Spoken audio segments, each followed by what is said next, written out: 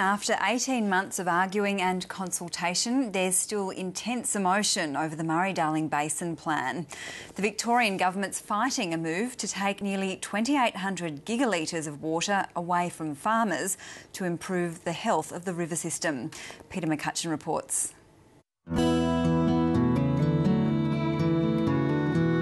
Farmers in the New South Wales Riverina are reaping the benefits of successive good seasons.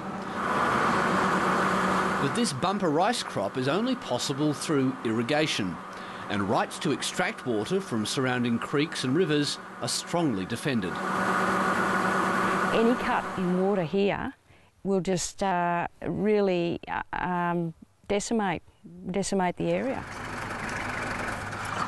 Helen Dalton is nervously monitoring plans to overhaul the entire system of water extraction in the Murray-Darling Basin.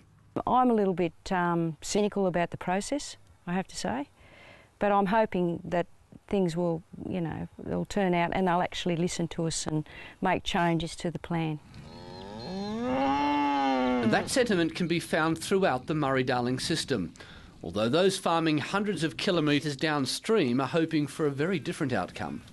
They would like to see more water given back to the environment in New South Wales, Victoria and Queensland to improve the health of their river systems and lakes in South Australia.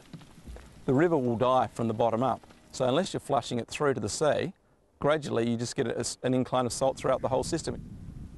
Sam Dodd is a fifth-generation farmer near the Murray mouth by the banks of what is now a salty Lake Albert. There's about 270 gigalitres at full capacity in this lake, and it's really no good. Your comments to a meeting of stakeholders. Trying to find a path through these interests is the Murray-Darling Basin Authority, which has just completed a 20-week consultation period on its draft plan to improve the health of the river system. We do need to get a plan in place that respects the use of water for whatever it's used for food production or for environmental purposes, for its most efficient and effective method of delivery. But that's easier said than done. The South Australian government argues the authority's draft proposal to return 2,750 gigalitres to the environment doesn't go far enough. But the Victorian and New South Wales governments and their respective peak farming groups want to see less water taken away from irrigation communities. I guess the major problem is it's still very much irrigators versus the environment. It's still very much saying we've got to take water away from irrigated agriculture and rural communities, and we've got to tip it down the river, and that's somehow going to save the river. Now, the authority has tried to get around this irrigators versus environment standoff by saying its preference is to save water through more expensive infrastructure improvements, rather than simply buying out water rights.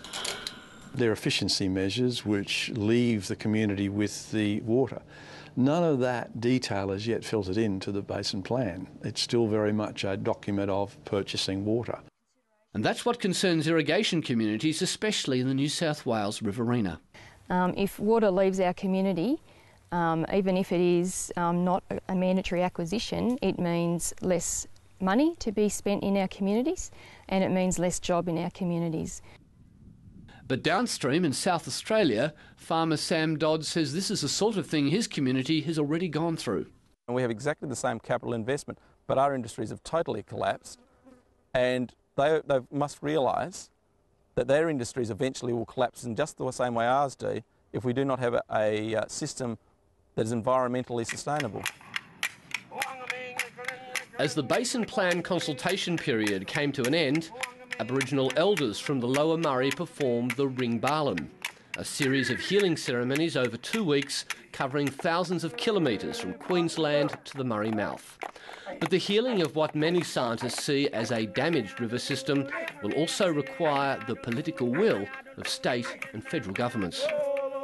This is ultimately going to be about leadership, leadership in the broadest sense of the word by our governments, demonstrating to the Australian community that they can get over what in many cases has been more than 150 odd years of parochial state-by-state management and manage for the well-being of the entire nation.